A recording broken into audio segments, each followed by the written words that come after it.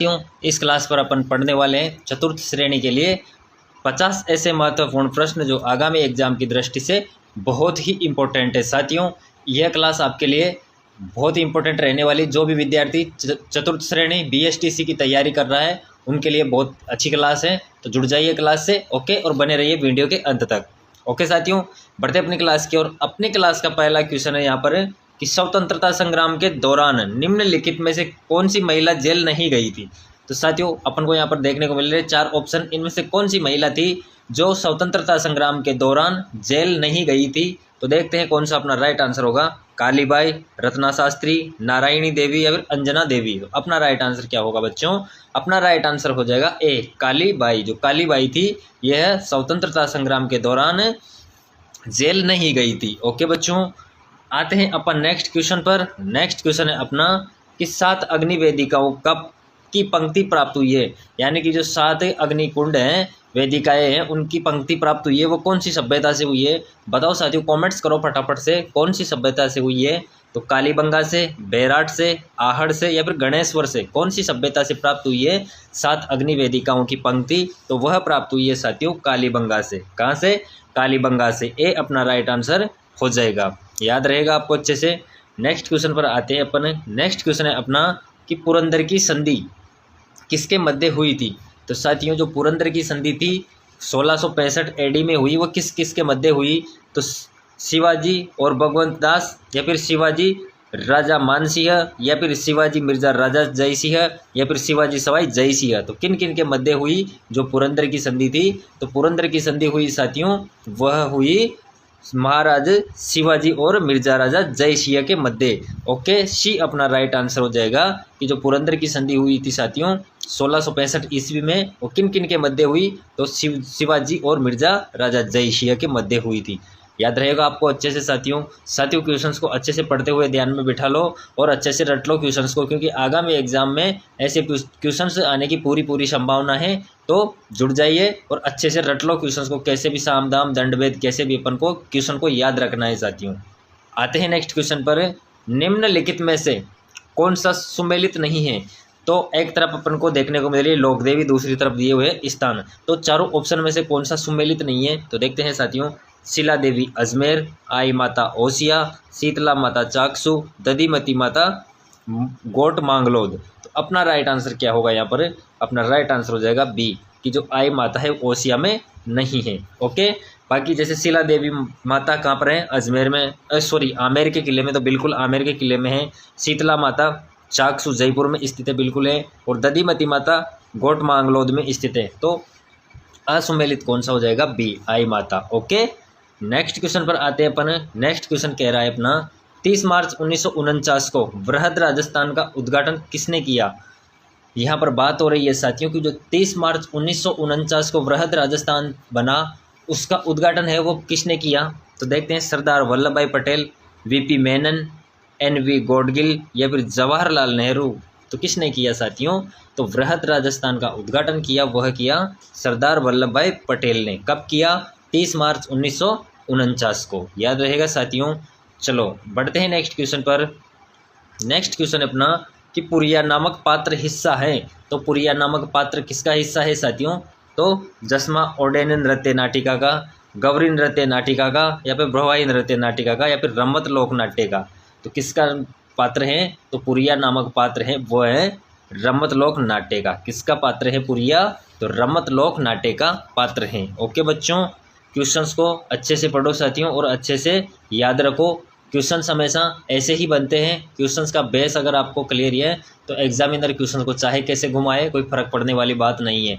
जो भी स्टूडेंट तैयारी करता है वह कभी हिचकिचाता नहीं है। उसको मालूम है कि कितनी मैंने तैयारी की है, कितनी नहीं की है। खुद को अपनी मेहनत पर भरोसा होता है साथियों। तो इतना भरोसा कायम कर लो कि एग्ज़ाम को एक ही बार में क्रैश कर दो। ओके, और अपनी मंजिल तक पहुँच पाओ साथियों। नेक्स्ट क्वेश्चन पर आते हैं अपन। नेक्स्ट क्वेश्चन है कि डूंगरपुर एवं बांसवाड़ा क्षेत्र में बोले जाने वाली बोली है। तो यहाँ पर बात हो रही है कि डूंगरपुर और बांसवाड़ा जो दोनों ज़िले हैं, इन पर बोली जाती है, वो कौन सी है? तो वागड़ी, मालवी, मारवाड़ी या फिर मेवाड़ी। तो कौन सी बोली जाती है? तो डूंगरपुर एवं बांसवाड़ा क्षेत्र में बोली जाने वाली बोली है वह है वागड़ी। कौन सी बोली है बच्चों? वागड़ी बोली। याद है आपको? आ जाते हैं नेक्स्ट क्वेश्चन पर। नेक्स्ट क्वेश्चन है अपना यहाँ पर, निम्नलिखित पर्वतों की ऊंचाई का सही अवरोही क्रम चुनिए। क्वेश्चन कह रहा है कि जो पर्वत है उनकी ऊंचाई के अनुसार आपको अवरोही क्रम चुनना है। तो अवरोही क्रम कौन सा होगा देखते हैं। तो अपना राइट आंसर इस क्वेश्चन का हो जाएगा ए, शेर पीक, अचलगढ़, कोह और तारागढ़। अवरोही क्रम क्या होगा ऊंचाई के आधार पर जो यहाँ पर दिए हुए हैं, तो शेर पीक, अचलगढ़, कोह और तारागढ़। ओके, आते हैं नेक्स्ट क्वेश्चन पर। नेक्स्ट क्वेश्चन है अपना कि मंजीरा, तानपुरा, चौतारा वाद्य यंत्रों का उपयोग अधोलिखित किस नृत्य में किया जाता है। तो बताओ साथियों कि जो मंजीरा, तानपुरा, चौतारा वाद्य यंत्रों का प्रयोग किया जाता है वो किस नृत्य में किया जाता है। तो गवरी नृत्य, तेरह ताली नृत्य, वालरा नृत्य या फिर घूमर नृत्य। तो कौन से नृत्य में किया जाता है। तो अपना राइट आंसर हो जाएगा यहाँ पर बी, तेरह ताली नृत्य पर। ओके साथियों, मेहनत आपको ही करनी पड़ेगी। यह सत्य है, यह सार्वभौमिक सत्य है कि जिस भी चीज़ को तुम जितना समय दोगे वह चीज़ तुम्हारी होती चली जाती है। तो आप जैसे पढ़ाई पे लगे हो, पढ़ाई के लिए आए हो, तो पढ़ाई को ही अपना सब कुछ मानते हुए अपने को उस पर ध्यान लगाना है, फोकस करना है और आगे बढ़ते रहना है, रुकना नहीं है। ठीक बच्चों, आते हैं नेक्स्ट क्वेश्चन पर। नेक्स्ट क्वेश्चन है अपना कि राजस्थान में गोपीचंद गुफा कहाँ स्थित है। तो राजस्थान में गोपीचंद गुफा कहाँ पर स्थित है साथियों। जयपुर, माउंट आबू, झालावाड़ या फिर टोंक। तो कहाँ पर स्थित है। तो गोपीचंद की गुफा स्थित है माउंट आबू में। बी अपना राइट आंसर हो जाएगा कि माउंट आबू पर गुफा स्थित है गोपीचंद की। ओके, नेक्स्ट क्वेश्चन होगा अपना, निम्नलिखित में से कौन सा सही सुमेलित नहीं है। तो पशु मेले और स्थान की कौन सा पशु मेला कौन से स्थान पर बढ़ता है। तो कौन सा असुमेलित है। इस क्वेश्चन में पूछा है कि असुमेलित। तो चारों ऑप्शन में कौन सा असुमेलित है अपन देखते हैं कि मल्लीनाथ पशु मेला तिलवाड़ा। तो यह तो बिल्कुल सही है साथियों कि जो मल्लीनाथ पशु मेला है वो तिलवाड़ा में ही लगता है। वीर तेजाजी पशु मेला पर्वतसर, बिल्कुल पर्वतसर में लगता है तेजाजी का पशु मेला। जसवंत पशु मेला करौली। तो साथियों ये मुझे असंगत लग रहा है। देखते हैं चौथा भी देख लेते हैं कि गोमती सागर पशु मेला झालावाड़। हाँ साथियों, गोमती सागर पशु मेला लगता है, यह भी झालावाड़ में लगता है। तो असंगत ऑप्शन हो जाएगा अपना सी कि जसवंत पशु मेला करौली में नहीं लगता है साथियों। सी अपना राइट आंसर हो जाएगा। नेक्स्ट क्वेश्चन है, निम्न में से किसे मारवाड़ का ताजमहल कहा जाता है। बताओ साथियों कि निम्नलिखित में से कौन सा है जिसे मारवाड़ का ताजमहल कहा जाता है। तो जगमंदिर महल, लालगढ़ महल, जसवंतड़ा, बड़ा बाग। तो किसे कहा जाता है। अपना राइट आंसर यहाँ पर होगा सी, जसवंतड़ा। जो जसवंतड़ा है साथियों इसे मारवाड़ का ताजमहल कहा जाता है। याद रहेगा आपको अच्छे से। ये कहाँ पर स्थित है। जोधपुर में स्थित है। जो जसवंतड़ा है ये कहाँ पर है बच्चों। जोधपुर में स्थित है। ठीक, अच्छे से याद रहेगा आपको। आ जाते हैं नेक्स्ट क्वेश्चन पर। नेक्स्ट क्वेश्चन है, मारवाड़ में दामनी क्या था। तो जो मारवाड़ में दामनी है वो क्या था। तो एक प्रकार का आभूषण, ओढ़ने का एक प्रकार, एक राजस्व कर, एक सरकारी योजना। तो दामनी क्या है साथियों। तो राजस्थान में दामनी है वो है ओढ़ने का एक प्रकार। दामनी क्या है बच्चों। ओढ़ने का एक प्रकार है। याद रहेगा आपको ठीक से। आ जाते हैं अपन अपने नेक्स्ट क्वेश्चन पर। नेक्स्ट क्वेश्चन होगा बच्चों कि राजस्थान में बेरिलियम के प्रमुख उत्पादक जिले हैं। किसके। बेरिलियम। जो बेरिलियम होता है साथियों इसके प्रमुख उत्पादक क्षेत्र कौन से हैं राजस्थान के अंदर। तो देखते हैं जोधपुर, नागौर, जयपुर और उदयपुर, दौसा और सवाई माधोपुर, बारां और करौली। तो कौन से जिले हैं जहां पर बेरिलियम का प्रमुख उत्पादन होता है। अपना राइट आंसर हो जाएगा बी, जयपुर और उदयपुर। जयपुर और उदयपुर दोनों ऐसे जिले हैं जहां पर बेरिलियम का उत्पादन होता है साथियों। ओके, याद रहेगा आपको अच्छे से। नेक्स्ट क्वेश्चन है बच्चों अपना वो है कि काका जी की बावड़ी राजस्थान में कहाँ स्थित है। किसकी बावड़ी। काका जी की बावड़ी। तो राजस्थान के कौन से जिले में स्थित है। देखते हैं उदयपुर, सीकर, दौसा, बूंदी। तो काका जी की बावड़ी कहाँ स्थित है। तो काका जी की बावड़ी स्थित है साथियों अपने बूंदी में। डी अपना राइट आंसर हो जाएगा। नेक्स्ट क्वेश्चन पर आते हैं साथियों, निम्नलिखित में से कौन सा सही सुमेलित नहीं है। तो बताओ साथियों इनमें से कौन सा है जो सही सुमेलित नहीं है। एक तरफ अपन के पास है भौगोलिक क्षेत्र, दूसरी तरफ दिए गए हैं जिले कि कौन सा भौगोलिक क्षेत्र कौन से जिले में स्थित है। परंतु यहाँ पर पूछा है सुमेलित नहीं है। तो एक ऑप्शन ऐसा है जो गलत है। तो देखते हैं कुबड़-पट्टी, अजमेर और नागौर। तो साथियों यह तो बिल्कुल सही है कि जो कुबड़-पट्टी है वो अजमेर और नागौर में अवस्थित हैं, तो यह तो सुमेलित हैं। दूसरा ऑप्शन है अपन के पास ये 56 का मैदान, बांसवाड़ा और प्रतापगढ़। बिल्कुल साथियों यह भी सुमेलित हैं, क्योंकि 56 का मैदान है वो फैला हुआ है बांसवाड़ा और प्रतापगढ़ में। बोराट का पठार, चित्तौड़गढ़ और भीलवाड़ा। साथियों यहाँ पर यह असंगत लग रहा है, परंतु चौथा ऑप्शन भी अपन देख लेते हैं, ऊपरमाल का पठार, भीलवाड़ा और चित्तौड़गढ़। बिल्कुल साथियों यह भी सुमेलित हैं, डी ऑप्शन भी, कि जो ऊपरमाल का पठार है वो भीलवाड़ा और चित्तौड़गढ़ के मध्य स्थित है। तो अपना असंगत ऑप्शन लग रहा है वो है सी। ओके, याद रहेगा आपको। साथियों ऐसे क्वेश्चंस जानबूझकर एग्जामिनर पूछा करता है ताकि आप कंफ्यूज हो सको और एग्जाम में अपना टाइम ज़्यादा ले सको, क्योंकि इस ऐसे क्वेश्चंस करने के लिए अधिक जानकारी होने का ज़रूरत होती है, तो वही विद्यार्थी ऐसे क्वेश्चंस को कर पाता है जो अच्छे से तैयारी किए हुए हैं। तैयारी तो सब करते हैं, मेहनत सब करते हैं साथियों, पर कंपटीशन के ज़माने में आगे वही निकलता है जो टेक्निकल तरीके से और अच्छे से जी जान लगा के अपनी मेहनत के साथ तैयारी करता है, वह बच्चा ही आगे निकल पाता है। क्योंकि मेहनत सब करते हैं, परंतु मेहनत तो जिस क्षेत्र में भी बढ़ो उसका 100% लोग करते हैं, परंतु आपको खुद को तय करना है कि आपको उन 10-5% की श्रेणी में जाना है या फिर 90% वाली श्रेणी में जाना है। अगर आप अच्छी मेहनत करते हो तो 10% वाली श्रेणी में आने की क्षमता होनी चाहिए अच्छी तैयारी के लिए। ओके बच्चों, तो लग जाओ, जुट जाओ, अच्छे से लगा दो अपनी मेहनत को पूरे तरीके से, जब तक एग्ज़ाम ना हो चैन से बैठना नहीं है। ओके, नेक्स्ट क्वेश्चन पर आते हैं अपन। नेक्स्ट क्वेश्चन है, निम्नलिखित में से राजस्थान के किन जिलों में उप आर्द्र जलवायु पाई जाती है? तो बताओ साथियों कि राजस्थान के किन जिलों में है जो उप आर्द्र जलवायु पाई जाती है? तो अपना राइट आंसर यहाँ पर हो जाएगा ए, जयपुर, अजमेर, अलवर और टोंक। चारों जिले ऐसे हैं जहाँ पर उप आर्द्र जलवायु पाई जाती है। कहाँ कहाँ पर?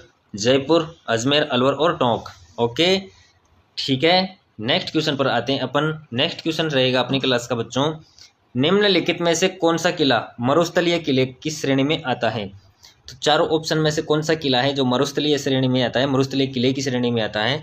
तो जूनागढ़, मेहरानगढ़, गागरोन या फिर नाहरगढ़। तो अपना राइट आंसर क्या होगा बच्चों, फटाफट से कमेंट्स करो। अपना राइट आंसर हो जाएगा ए, जूनागढ़। जो जूनागढ़ है वह किला मरुस्थलीय किले की श्रेणी में आता है। साथियों किलों के प्रकार भी आपको बताए थे मैंने, किलों के प्रकार कितने होते हैं, कितने प्रकार के किले पाए जाते हैं राजस्थान के अंदर? वह हैं 9 प्रकार के किले देखने को मिलते हैं अलग अलग। ओके, तो यहाँ पर जो चारों ऑप्शन के अनुसार दिया है वो है मरुस्थलीय किला के बारे में पूछा है, तो कौन सा है? जूनागढ़ का किला। नेक्स्ट क्वेश्चन है अपना कि इंडोनी लोकगीत गाया जाता है। तो इंडोनी नामक जो लोकगीत हैं वो कब गाया जाता है, किस अवसर पर गाया जाता है? तो पति की मृत्यु पर पत्नी द्वारा, विवाह समारोह के दौरान, महिलाओं द्वारा कुएं से पानी लाते समय या फिर बेटे के जन्म के समय महिलाओं द्वारा। तो इंडोनी लोकगीत गाया जाता है साथियों, वह गाया जाता है महिलाओं द्वारा कुएं से पानी लाते समय। कब गाया जाता है? महिलाओं द्वारा कुएं से पानी लाते समय गाया जाता है। ठीक, नेक्स्ट क्वेश्चन पर आते हैं अपन। नेक्स्ट क्वेश्चन है, वन विभाग की प्रशासनिक रिपोर्ट 2020-21 के अनुसार राजस्थान का कुल वन क्षेत्र है। बहुत अच्छा क्वेश्चन है साथियों। क्वेश्चन पूछ रहा है कि जो 2020-21 की वन रिपोर्ट थी उसके अनुसार राजस्थान का राजस्थान में जो वन क्षेत्र है वो कुल कितना है?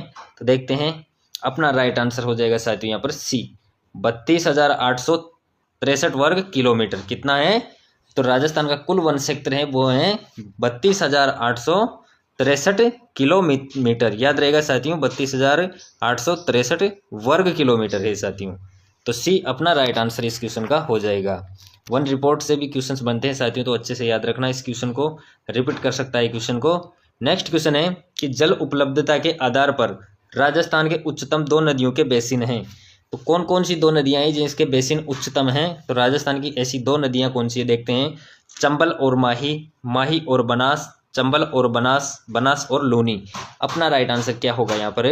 तो अपना राइट आंसर हो जाएगा बच्चों कि जो जल उपलब्धता के आधार पर राजस्थान की उच्चतम 2 नदियों के बेसिन है वो है चंबल और बनास के। कौन कौन सी नदी का? चंबल और बनास नदी है, उसका दोनों नदियों का जो जल उपलब्धता के आधार पर उच्चतम बेसिन है। ओके, नेक्स्ट क्वेश्चन पर आते हैं अपन। वह है यहाँ पर कि चित्तौड़गढ़ दुर्ग के संस्थापक कौन थे?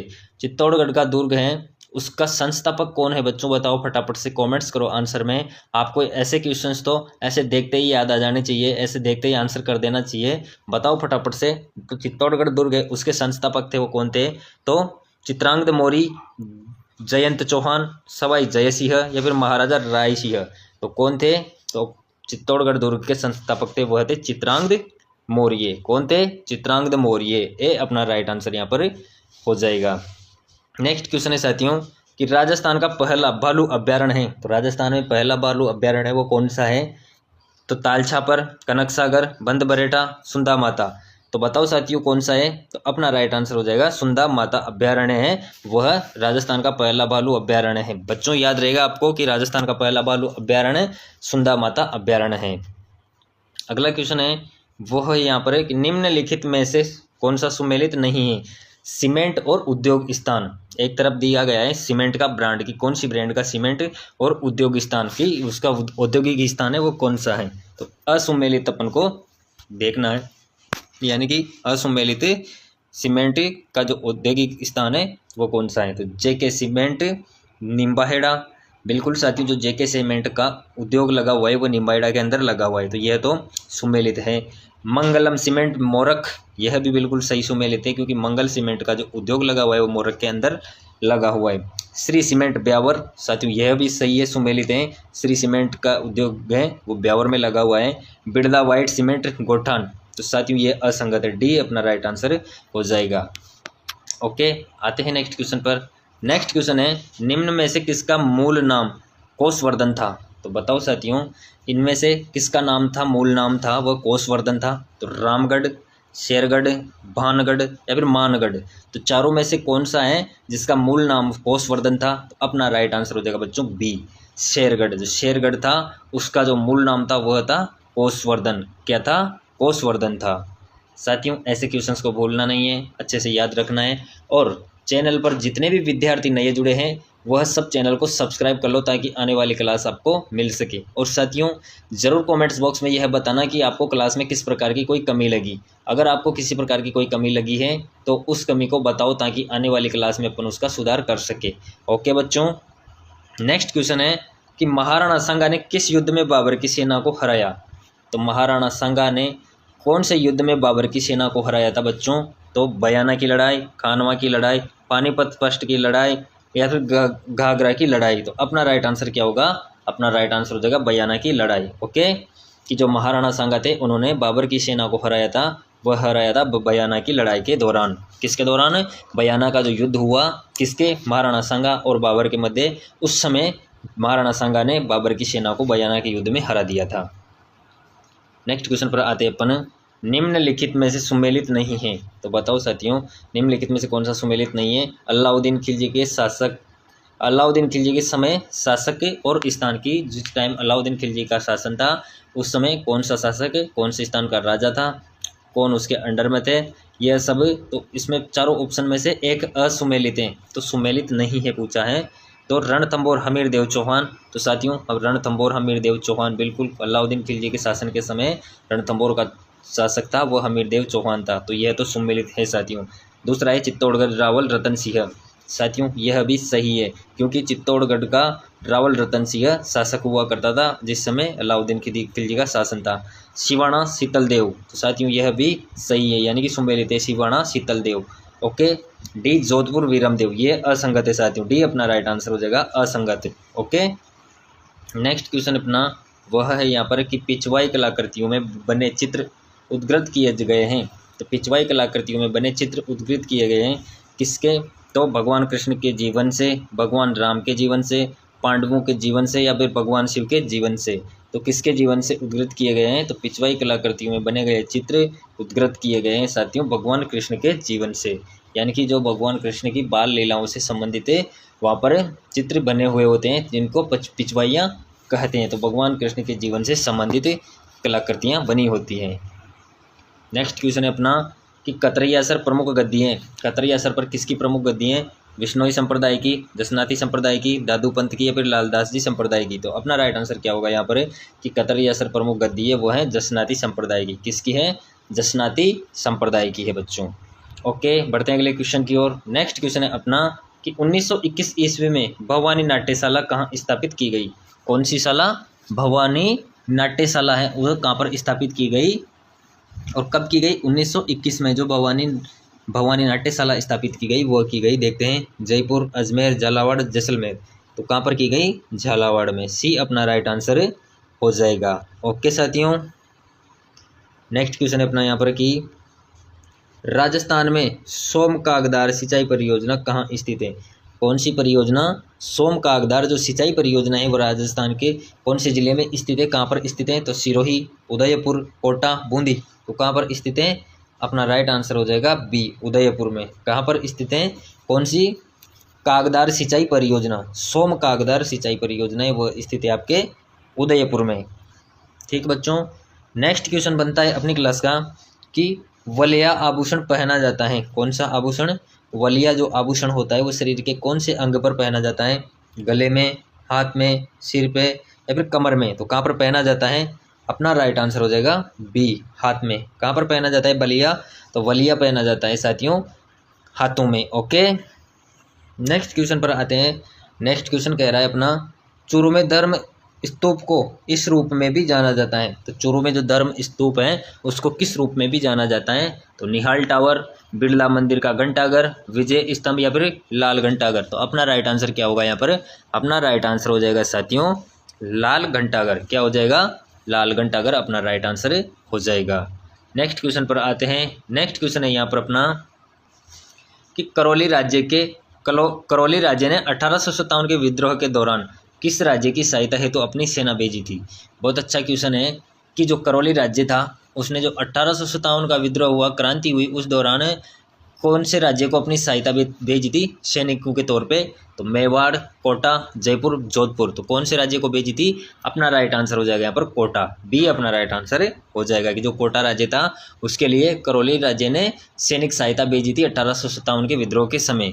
ओके, अगला क्वेश्चन है अपना साथियों, वह है यहाँ पर निम्नलिखित में से कौन सा कथन बेडच नदी के संबंध से सही नहीं है। तो बेडच नदी के लिए कौन सा कथन है वो सही नहीं है, देखते हैं। यह गोगुंदा पहाड़ियों से उद्गमित होती है। साथियों यह तो बिल्कुल सत्य है कि जो बेडच नदी है उसका उद्गम गोगुंदा की पहाड़ियों से होता है साथियों।